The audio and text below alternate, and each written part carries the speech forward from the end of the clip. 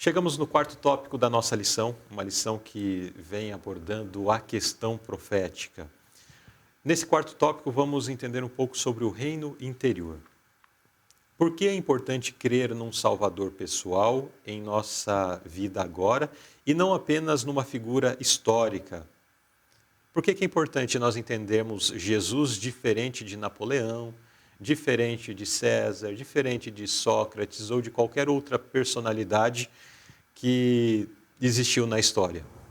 Exatamente. Apesar de Jesus ter sido um personagem, vamos utilizar essa palavra, que fez a diferença na sua época, E não na mas sua época, né, mas impactou a história como toda? exatamente isso mesmo. Assim como outros, né? Olhando para Exato, esse ponto, sim. como o Luzilei colocou alguns nomes assim expressivos da história. E pessoas que, muitos que são famosos até hoje, que fizeram coisas boas para a humanidade. A gente sabe disso e reconhece. Sim. Agora, Jesus, ele é diferente.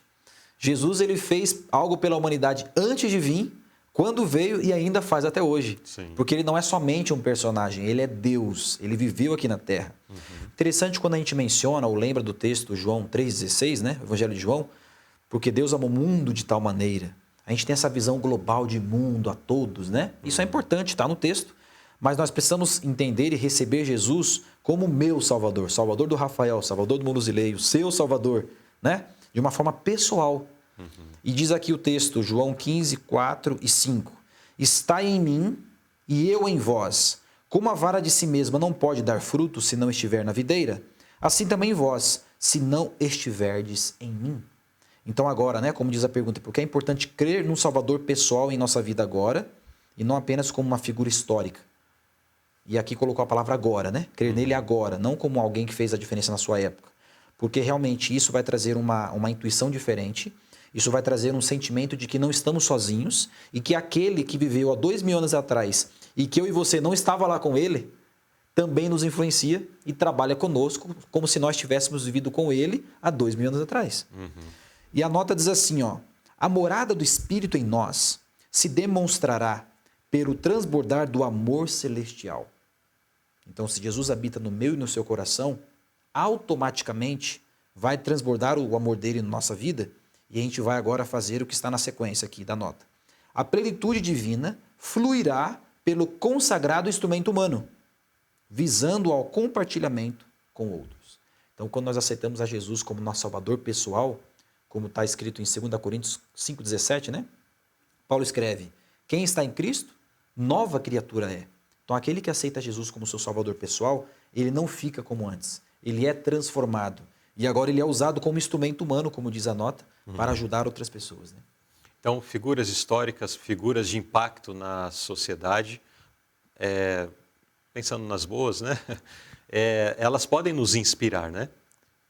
E ficamos motivados, de repente, ao ler a história de um, a experiência de outro. Mas é algo apenas externo. Quando nós recebemos Cristo em nossa vida, Ele não nos inspira apenas, né? Ele também nos inspira, mas não apenas nos inspira, não apenas nos motiva, mas Ele é o próprio agente de uma transformação de nossa vida, de nosso coração, né? Então isso faz desta figura, que também é histórica, mas também um ser real e vivo, impactando a nossa vida presente. Isso. Todos os outros personagens morreram. Né? Mas Jesus não, ele vive e ainda faz algo por nós hoje. Né? Não apenas vive, quanto está disposto a viver em nossas vidas, né? Viver em nós. Pergunta B. Como Moisés reconheceu a necessidade da presença pessoal de Cristo? Em que momento, em que situação, Moisés então percebe que é necessário Deus em sua vida, com eles, etc. Exatamente. Eu acho que foi hoje, eu vi uma postagem, talvez até repostei nas redes sociais, falando mais ou menos assim, eu divulguei hoje lá, que quem não sente fome de Jesus é porque está comendo em outro lugar. Porque a gente sempre come, sempre se alimenta, tanto fisicamente quanto espiritualmente, emocionalmente e tudo mais. Então, por que Moisés reconheceu a necessidade? Porque ele viu a importância e percebeu que ele precisava disso, certo? Então agora o texto diz assim, ó, respondeu o Senhor, eu mesmo o acompanharei e lhe darei descanso. E aí Moisés fala assim, então Moisés lhe declarou, se não fores conosco, não nos envies. Então Moisés percebeu a grande comissão, a grande responsabilidade que pesava sobre seus ombros, e ele falou, eu não posso isso. Apesar de ter ficado 40 anos no Egito e conhecer várias técnicas de guerra e de liderança, talvez estava sendo cotado para ser o próximo faraó, ele reconheceu que ele era pequeno e a missão era muito grande para ele. Então, se eu e você percebemos que nós somos pequenos e que o que temos que fazer é enorme e não podemos fazer sozinhos, vamos ver aí uma necessidade de alguém maior que nós. E aí vamos então agora ir a Jesus e sabendo que Ele está à nossa disposição, nós teremos este guia divino conosco, assim como Moisés teve e foi o maior líder que essa terra conheceu, né? A nota diz assim, ó, Moisés tinha um profundo senso da presença pessoal de Deus. Você já sentiu isso? Em algum momento, num culto, num louvar a Deus, caminhando em meio à natureza, você sentiu Deus do seu lado? Eu já senti várias vezes, perceber que Deus estava comigo, né?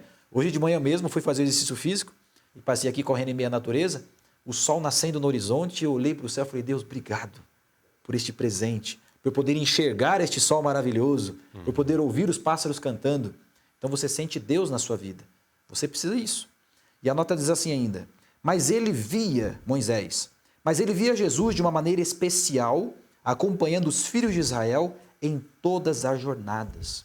Às vezes nós recebemos, irmão Luzilei, bênçãos em nossas vidas e nós atribuímos ao acaso, nós atribuímos à sorte, nós atribuímos eu consegui porque eu estudei, porque eu tenho dinheiro. Nossa própria competência, né? Exatamente. Então nós nunca vamos perceber a presença de Deus conosco se pensarmos assim. Mas se nós atribuirmos as bênçãos a Deus, isso já vai ser um motivo de que Deus está conosco, né? Exato. Muito bem.